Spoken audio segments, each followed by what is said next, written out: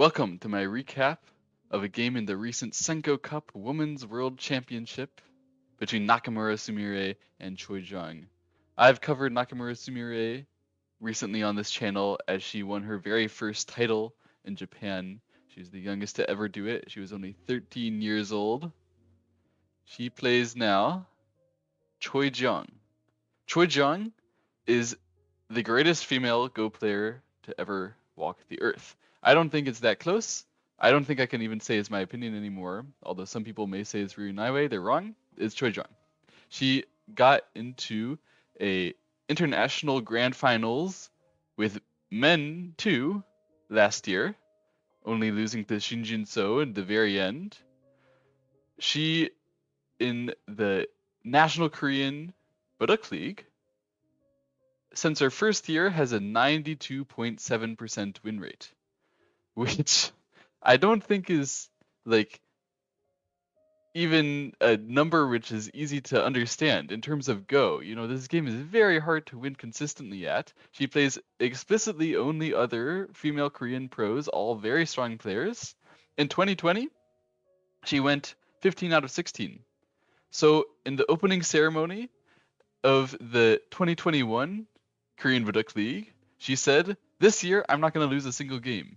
And then she won 19 games and lost 0. Like, she is absolutely dominant over the female Budokan scene. She's won every single world championship, women's world championship, except for this one, the Senko Cup. This was her chance to get that last crown, and to do it, she had to reach the finals by beating Nakamura Sumire, the rising star of Japan. Both of these players are really aggressive, and that makes for exciting games no matter what.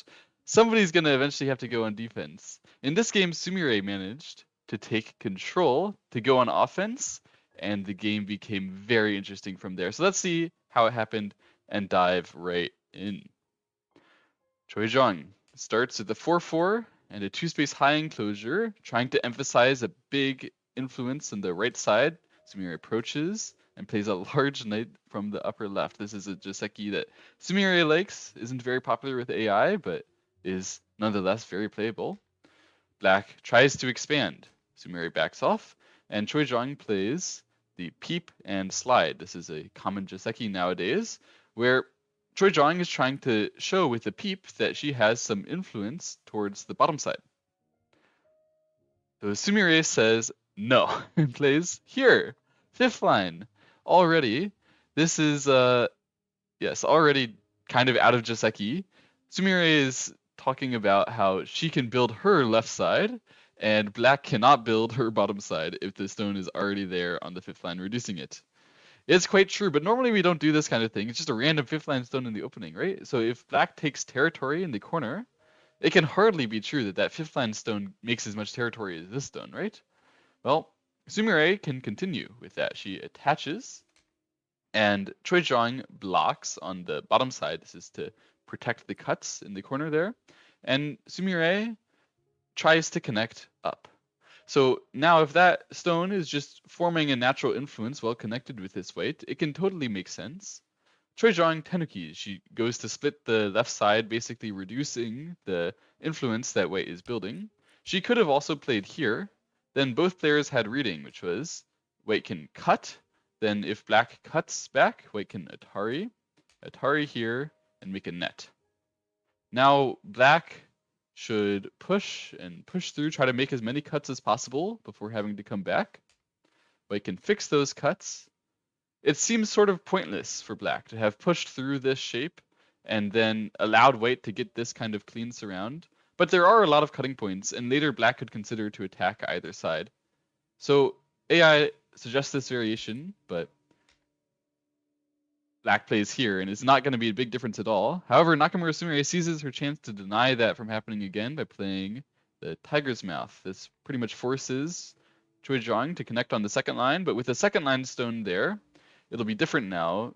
Choi Jung has to commit to having that stone rather than any more efficient stone. So Sumire can leave now. She can Tenuki, she goes to the upper left, and tries to put pressure on that one stone, notably not making the double large knight's enclosure because that one is too easy to invade later. Even this one is still potentially possible to invade. Alright, so Choizong should defend her group. She just makes a 2-space, and Sumire leaves and plays the 1-space jump again. Sumire is very insistent that she will go on offense, so she emphasizes the center early, she emphasizes the sides, she emphasizes influence with every move that she has to make sure that Choizong doesn't get to be the one who's attacking, but instead it will be Sumire. Yeah, Choizong pretty much has to play here. I mean, not really has to, but this is the most common AI response, and it's very good because the 5th line stone is shown to have not very much control over the side when you play this one. If black would, say, invade here, it's already threatening to link up, and this 5th line stone has no say in that. It doesn't do anything. So by taking the corner like this, Choizong also shows white how that growing move doesn't really take the side at all, although it would be nice if it did. Well, Sumire says that's all right. It didn't need to take the side. I can take the center. So shoulder hit, lean like this. Choizong should push up, and Sumire just extends back. This is inviting a cut. If a cut would happen, Sumire could definitely handle both of her groups. That would be fine. So Choizong does not cut and instead plays a pincer. Now, if the cut would happen after this, the 2 stones could be in trouble because it's harder to run to the right side. So Sumire should fix it somehow. She could fix it like sort of passively trying to emphasize the side, but then this stone on the second line would see its value. So she must emphasize the center. She plays large knight's move this way. It's very free, right? But Choizong, she plays shoulder hit. So she tries to jump in, break, and show white, hey, those cutting points, you're still going to have to pay for them even though you try to build something big. If white would just spend some more move and make this all naturally become territory, that would be far too good, of course. So now is the time to come in and break. Shoulder hit is a good move. White can block, and black extends up. And white plays the sliding move here. This is a very common continuation after the shoulder hit, but it's very unintuitive to a lot of people. Most people think I'm going on offense against those 2 stones, so I should try to surround them. And I already have power there, so I should try to surround them from the center. And they do something like this. But this is often not a very good idea when you wouldn't really get a very strong attack on those 2 stones. And in this case, however white would play, black, if she could spend another move with these 2 stones, however, she would like to block here because it strengthens these stones, puts some pressure on the white stones, which are directly attached to them, and breaks the potential territory on the top side all in one. It's the most high value place to run for these black stones. So when you play a capping move here, or some very direct attack, and black can play this move, then already black is happy with the value that they've gotten while defending. If they can make sure to keep it and stay stable, then that one white stone will end up flying in no value, no territory. That's why instead it's better to attack those 2 stones that shoulder hit you often from the side. So we play this one to try to make sure we aren't behind. If we would instead play the turn, okay, sometimes it's okay, but often you end up just allowing black to fly ahead of you and run to other areas, such as the cutting points in this particular game. So that's why the slide here is the most sensible attack, to take territory, and still these black stones are restricted. They're restricted from their favorite way of running, which is to the top side, and instead they have to fly to the center or to the right. Choizong chooses to play a 2-space. Now white can continue the attack. She attacks from the weakest side, which is the right side, so she caps here. If she would cap on the left, then black could break through on the right using these cutting points efficiently. It would be somewhat scary. But this attack prevents Choizong from easily accessing the white weaknesses, and instead asks her to make her own thick shape by herself. So that's what Choizong does. She plays a knight's move here, starts to make some eye shape, and Nakamura Sumire pushes here. Now, Choizong knows that the empty triangle response is a little bit painful by shape. That's what Nakamura Sumire is looking for when she pushes like this. But any other connection is also quite painful. You would end up split somehow. So she chooses to not connect at all and instead play the jump here.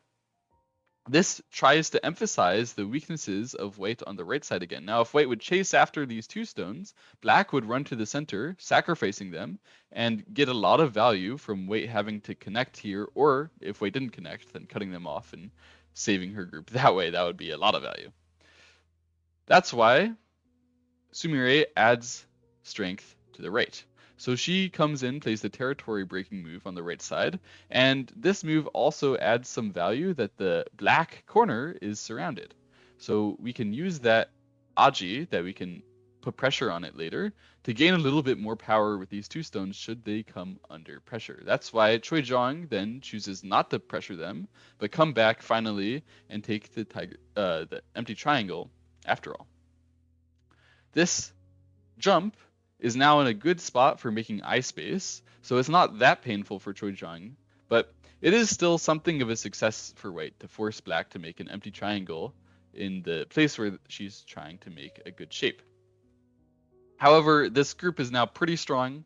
It would be difficult for Sumire to justify any attack having value towards another area. If she would like attack from the left side, those two stones won't be that weak. If she attacks from the center might become not very much later. So now is the timing which Sumire takes to Tanuki and go to the bottom right.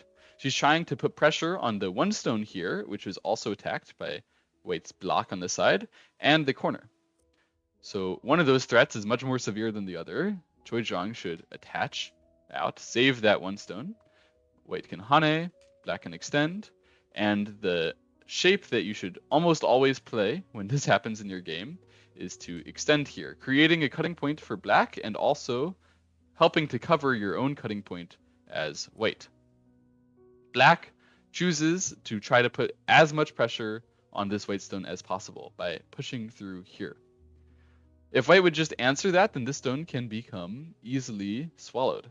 So Sumire tries to fight. She plays the jump first. Of course, this cut is never going to be very useful for white because black can sacrifice that one stone. Although white gets some nice territory on the side, this one stone being swallowed like that is just far too painful. So white jumps, starts the fight immediately, and black plays the kick. So she covers her corner nicely. There was some Aji there, which white could have used as well to save this stone in a more tactical manner. Choi Jong tries to defend against that and force this white to run without help from either side. Also to threaten the tiger's mouth to connect up to her black stones on the right and make them strong.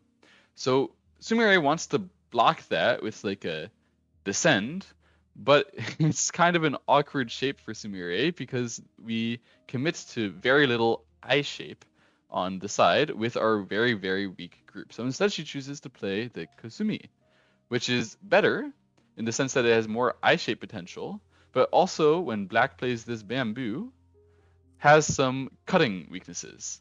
And it's pretty awkward actually.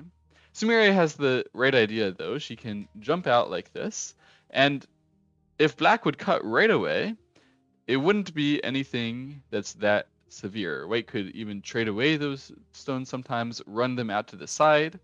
There's nothing that black can do to show that that attack would be really terrible for white just yet. So black prepares it by Atariing first and then jumping. So it helps black make some eye space on the side, but also makes it so that this wedge is a serious threat, where these two stones are now going to be not only just killed by the wedge, but killed with little Aji and a lot of territory for black. White has a awkward decision here. She chooses to play the invasion in the corner, and this is actually a relatively standard move in this kind of position, which you may find very crazy. I'm talking about this wedge. Why can't white just protect it? Isn't that the standard move? Well, the problem with this is that you can feel as white that you've spent too many moves just making your connection as solid as possible. And if black just takes territory now, then how can we show that all of these moves were actually efficient in defending this white group? Actually, it would not be possible. It's just kind of a slow move. So then you might say, well, I can do it in Sente. I can play the tiger's mouth here, and then take my next move to go somewhere else. But this leaves a lot of potential aji, notably the Atari here, and then this wedge. So we fixed one wedge but failed the other. It feels very awkward then. Like, how am I supposed to protect that cut? Well, Sumire's move here is asking black to take more strength so that it wouldn't be inefficient anymore to fully protect yourself. This is a very common idea whenever you kind of need to protect, but not really because your opponent hasn't like properly threatened it. If you can give them more strength while taking something on another side, then you can protect the cut and feel that you're efficient with it. So in this case, what white is hoping for, black plays in the corner, but white hopes that black would play this peep and then fix in the corner. Then the white's connecting is fully justified. Black peeped it. And all of these stones remain efficient. So we can give up that one stone now, but we still have some potential to use it for aji in the corner. It's not a useless stone. This would be a way for white to have a better flow in the game. So Choi Jung knows about that. She doesn't fix that shape immediately, but instead plays directly into the corner and dares white to find an efficient way to force black to force white to connect. Okay, so white tries to make a mine in the corner. She tries to save in the corner, kind of, and if black would immediately wedge anytime soon, she could give up those two stones if the corner is big enough, right? Black puts the pressure on. She plays the diagonal here, exactly the move white would like to play to run out if she could. She takes the vital point, and when white plays the tiger's mouth here, Choi Jung finds a great move, the empty triangle. At this point, if black would have simply haned, then white could continue with the tiger's mouth cut and hane in the corner. It's quite awkward. White is threatening to live. If black fixes like this, then already white has made a liberty race between the group in the corner and the two groups on the outside. Neither of those liberty races look promising for white. Like, it doesn't seem like these white stones in the corner will live, but white will be able to use that aji to great effect to squeeze both on the bottom side and on the right side. This would be an example of having found a good way to protect that wedge in the center. So Choi Jung knows this is the moment and plays the empty triangle to prevent that kind of fixing and aim to either kill the white group in the corner next or wedge.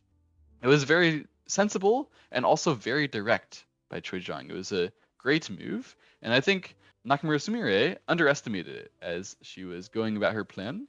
Now Sumire chooses to just connect in the center, but that gives black the Atari on the bottom side and the white stones in the corner are dead.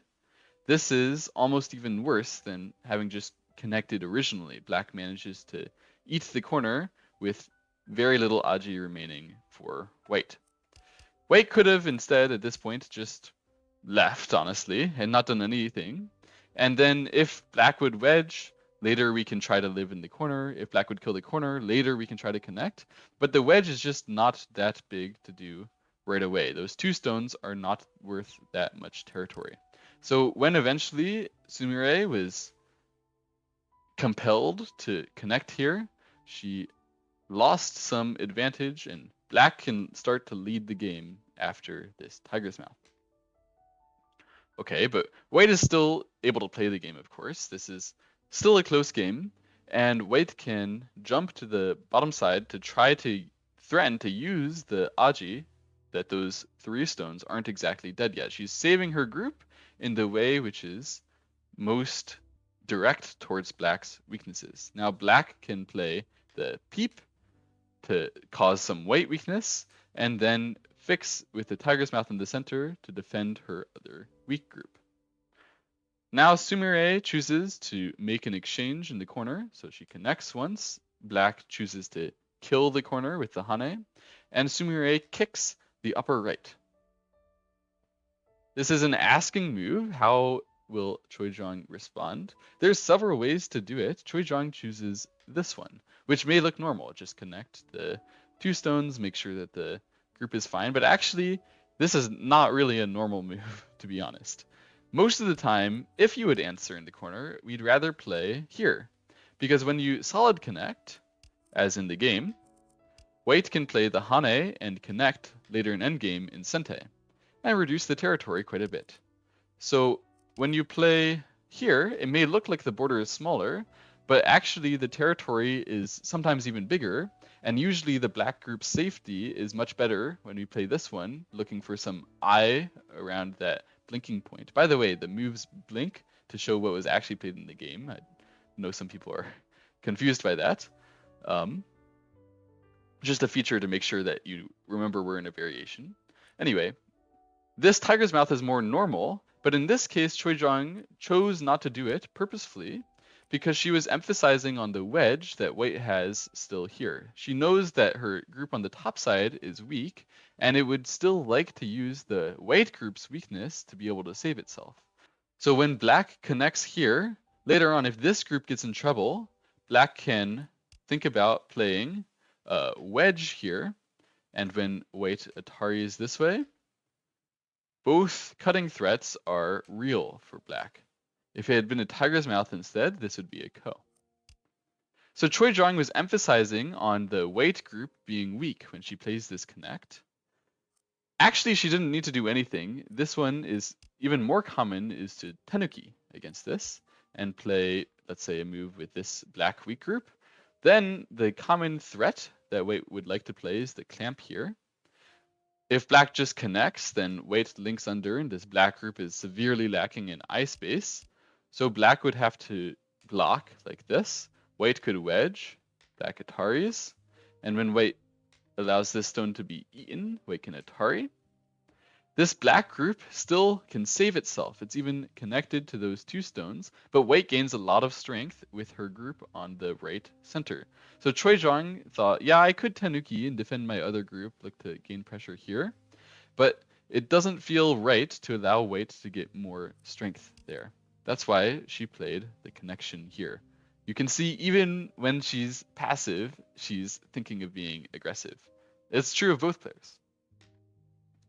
White now defends her group on the right side. So she knew when black played here that black was dreaming of putting pressure on, and she defends it by running, taking some running direction of the black group, and making some area for white in the center to make eyes later. It's a really nice move.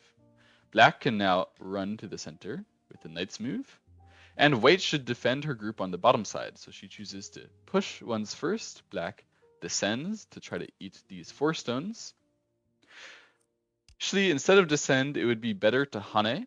If white would hane back, then when black connects, there's less aji that these stones can save themselves. I'm sure this is not what Choizhang was worried about. But instead, if black hanes, when white plays this one, black has to worry that this is not sente, that eventually white could play a peep. So if black plays here, white can try a peep, push, and this kind of crazy ko could happen. AI seems to think that this is slightly good for black, but I would have no idea if I were playing how to judge this kind of ko. So Choizhang tried to stay away from it and play the descend, but it's a little bit smaller and less secure than the hane would have been. So Sumire is starting to catch back up into the game, and she defends her group again by jumping here. Then black should play the invasion? Hang on a second, weren't we talking about black's weak group here, the black weak group here, and the black weak group there? And if you look at the territory, black has a lot in the bottom left, a lot in the bottom right, a lot in the upper right. And white's only source of territory, like considerable source of territory, is the upper left. Is it really time to invade, take away white's last source of territory and get like 4 weak groups? I think when Choizhang did this, she didn't really plan on saving this stone. The natural move you'd expect white to play is the block on this side. But you can see white blocked instead here.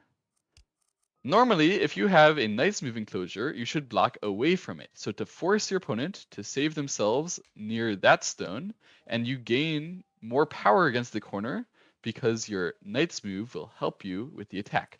But that's not what Sumire did, because Choizhang had a Tesuji lined up now, which is this peep. Now, if Sumire would just answer, then black could save her group in much better control, much better form than normally you can save that kind of group. And if white would not answer, then black's real plan was not to invade the upper left at all, but just to get this forcing move.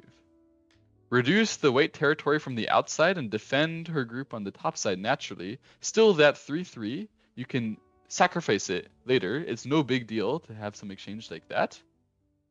I'm sure this is what Choi Jung wanted, but Sumire didn't allow it. She instead blocked from here and said, hey, if you invaded here, and I actually force you to go to the top side, don't you have to make the group live? I have a maxim that I try to tell all of my students, which is never ever invade with a weak group nearby. Never, ever, ever, ever, ever. And when Sumire blocks this way, Choi Jung is sort of forced to do that. She extends now, and white can play Hane on the corner. She's forcing black as much as she can to run towards the side to give white more power here to reattack the top black group. Black can Hane back, and black has to peep, and she descends in the corner. She's making her space as best she can, trying to survive as best she can. But white definitely gained a lot more influence after this variation to put the black weak groups all under pressure. Now, that's one thing to say. Also, we should keep in mind that black has broken now the last source of white territory. So if white can't make a huge offense right now, then something is going to go horribly wrong and white will lose the game. White tries to start with the attach. Just to talk about the upper left corner a bit, if you just surround like this, it's alive. So the natural attacking move, the way that you would check to see whether it's okay yet, is to reduce its space. Then what the player has read is definitely block here. White captures the stone, Atari, and black descends here. Now black has a route to the center and is alive in the corner. This would be great for black. But there's something that they missed, a Tesuji in this position, where white could switch to target a liberty problem of black's. White can extend here. If black would just answer, then when white eats the stone, this black no longer has 2 eyes, but only 1. That's big, big trouble. So black should connect here. And now white has the great move of cutting. White has 3 liberties, and black has 3 liberties, and black is the first move. So black can capture in the corner, but white can take all of the outside moves in Sente. And this would make that white wall outside so thick that the black group on the top side almost seems dead already. This kind of thing is why we never invade with a weak group nearby. This is how you get in huge trouble. Fortunately for Choi Jung, Sumire didn't see it. She instead starts with the attach on the left. It's also a good move, by the way. The 2 main weak groups are the group on the right and the group on the top. And the left side weak group, it still has some options to run to the side and make its 2 eyes. Even if it would get surrounded, it could probably live. So she wants to ask first, hey, where exactly is the influence that I can get? Where are your weaknesses on the left side? If black would Hane here, then white could consider to Hane in the center and get more power in the center, although black becomes safer on the side. If black would extend here, then white could consider to jump and get more power towards the bottom side of the center as black saves on the side. Black chose to just extend back. All of these methods, they give white a little bit of extra help in the center. This one gives white the least, but black's shape becomes thicker. It's also smaller like this, so Sumire can be happy a little bit that this black shape wouldn't be that big in the way that it lives in the end. But she must now start a big attack against the group on the right or the group on the top. She starts with this move. Was it the move you were thinking of? I think the natural way to attack is to throw some move in the center and hope that you can gain power against either side. But Sumire, she knows that the way to attack 2 weak groups, if you get a double attack, is to drive them together and then play the one critical splitting move that attacks them both and makes a double threat.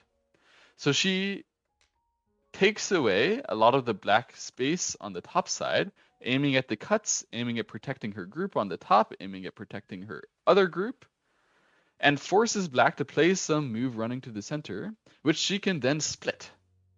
This kind of split has direct effect on both groups, so it's very powerful.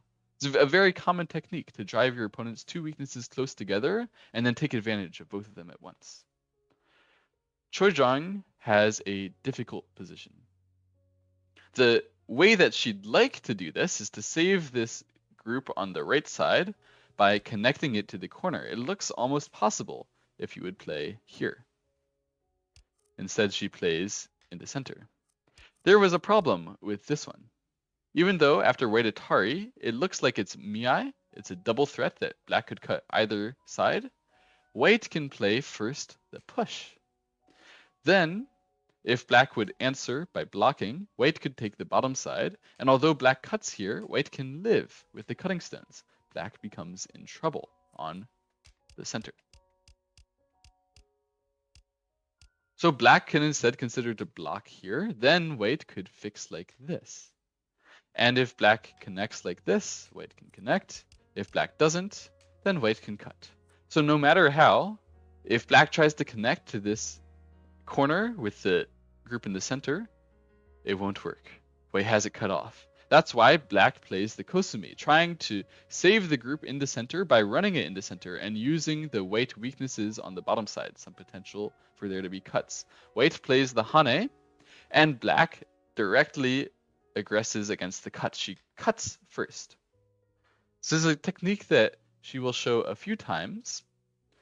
The theory about crosscuts on defense is that you can often give them up. And if white would give anything up, then you will naturally become very strong as you eat the stone. It would be a bigger gain for the defender to become very strong than for the aggressor to become very strong. If you're on offense, you're expected to already maintain perfect strength. If you're on defense, getting perfect strength somewhere is a huge success. So in this kind of situation, black can sacrifice, but white cannot. That's one reason why crosscut is often a very good shape to go for when you're on defense.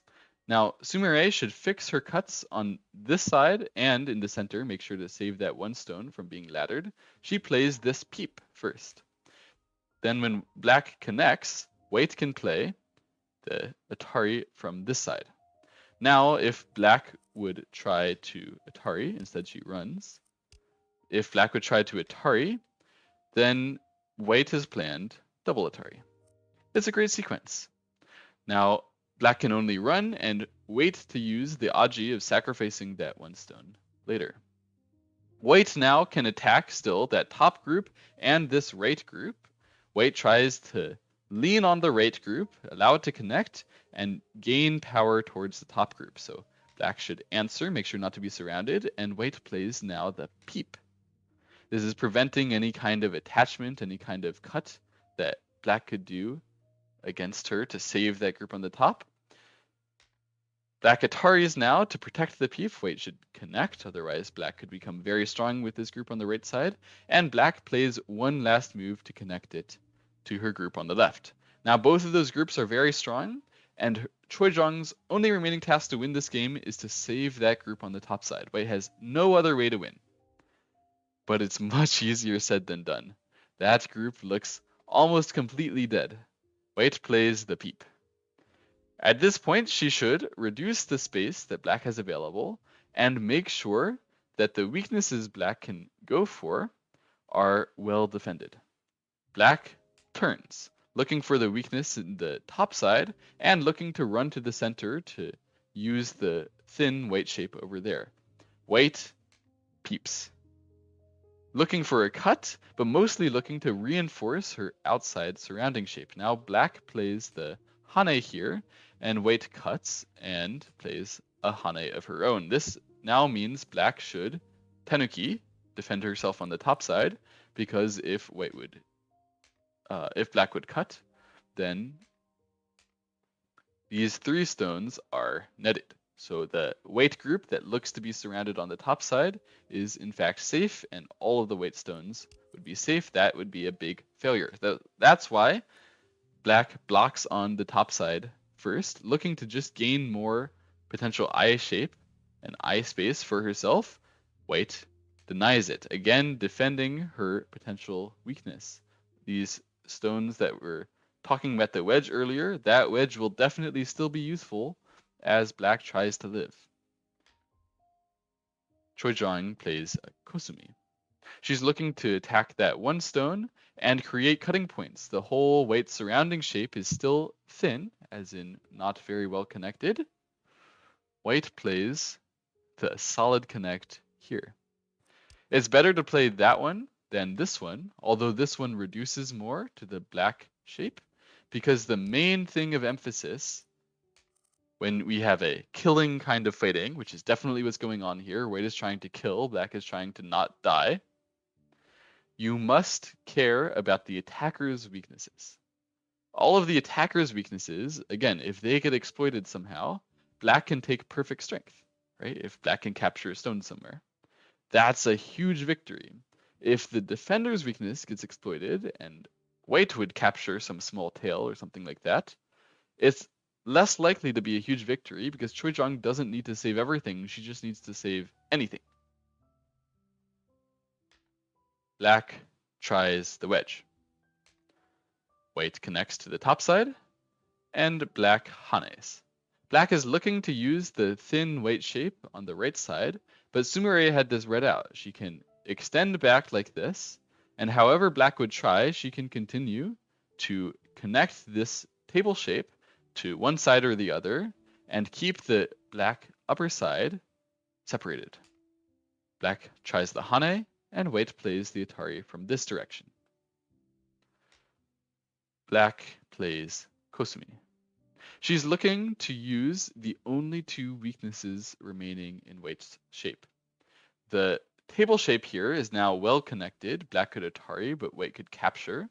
And the top side is safe as well, definitely going to be able to make two eyes. The only two places that white still has anything for Choi Jong to use to save her group is the 4 stones and their connection over here, and the 4 stones here and their connection, as well as the black potential to link up to this group in the center. Choi Jong is playing the Kasumi to aim at all of them. She doesn't want to directly use any of these weaknesses until it would actually work. So at this moment, this move puts enough pressure that the wedge is concretely threatened and white must answer it. And then after that, when black tries to break through here, all of the white aji should be able to be used by a stone in the diagonal position by black. That's why she plays here first. Now white has a really difficult decision. There's 2 ways to try to protect against any wedge or cut threat on those 4 stones. One is direct, so you can link them up. That's what Sumire did in the game by playing here. This makes her shape well connected. There was another way to try, which was to save them indirectly. If you cut here, and black tries to, let's say, play like this, then white doesn't need to protect that cut if black becomes too weak to use it. In this case, black would lose the liberty race between this group that's cut in the center and the white group that's made 1 eye on the side. It's an eye versus no eye liberty race. That method of indirectly defending would also have surrounded the group in the left center. So if the game would go like this, and black would try to break out through this side, in the game we're going to see white capture here when black Ataris. That's very natural. But if it would be cut already, white could skip that. And although black can connect, and the white table shape can be cut off, black again is too weak to actually make that a winning fighting. Black has only 2 liberties, black is dead. So Sumire missed a chance here by not playing the cutting move, But there were many possibilities of there being a ko, and those capture races are not all that easy to read. Both of them were in Yoyomi, or time trouble, at this point. Sumire plays here. Actually, it's still a very classy move regarding how to protect. A natural way could have been to play here, breaking some black potential eye shape. However, this one has a problem. Black can Atari here, and at this point play the wedge.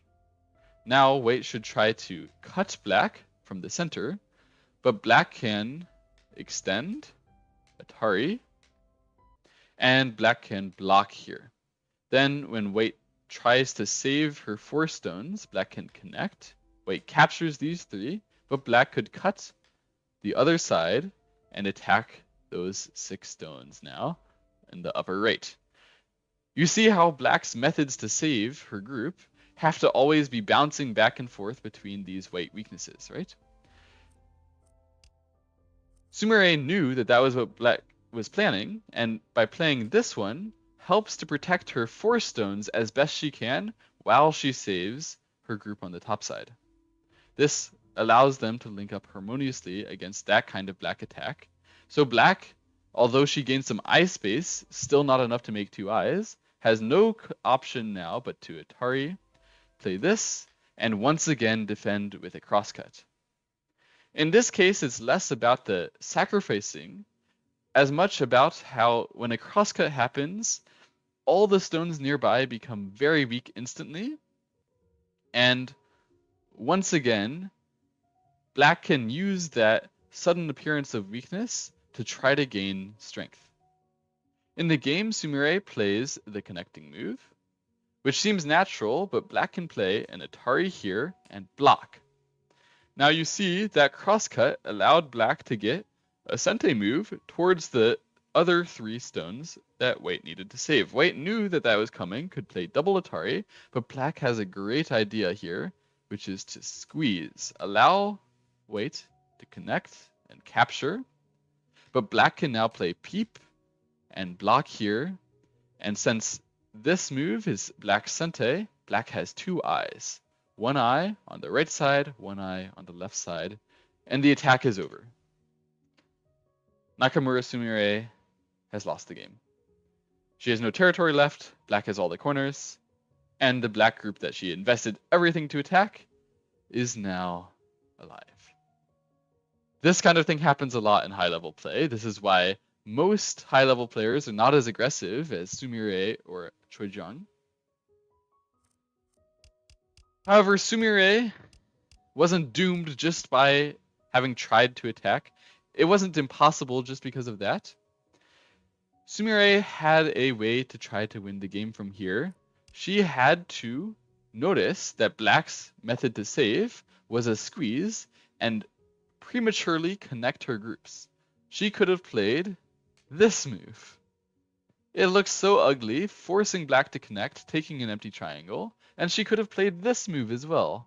Forcing black to connect, taking yet another empty triangle. Black can now play this Atari, and Sumire would have to attack with a B2 bomber with an empty triangle stuck on top of it. This kind of variation is so hard to consider as the attacking player, especially when black has almost any move against these upper right stones in Sente. White should defend here, make sure that the B2 bomber is safe. However, if we get this far, we can notice now that black has no good way to attack those 6 stones, to surround them. If black tries just Atari and connect like this, then white can cut here. When black saves that 1 cutting stone, white can Atari this one. Hane, black must save, and white connects. Now it's a double threat on these 2 black cuts. Black can't reattack this area because this Atari, even if black would connect it. White has enough liberties here to capture the black group on the top side. This is how Sumire had to try to win this game. This is why high-level players usually don't like attacking. You have to play a B2 bomber with an empty triangle just to get your win. It's so hard, right? Sumire, I think we can forgive her in short time control. for not fully seeing the squeeze and allowing Choi Zhang to live.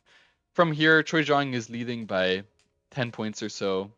The endgame goes on. Sumire actually gains something when she forces black down there.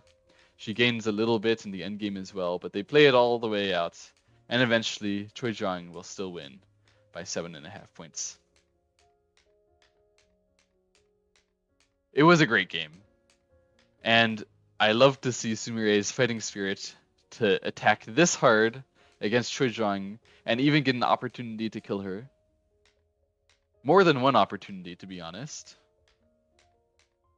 However, in the end, Choi Zhang's reading power, fighting power was too much this time.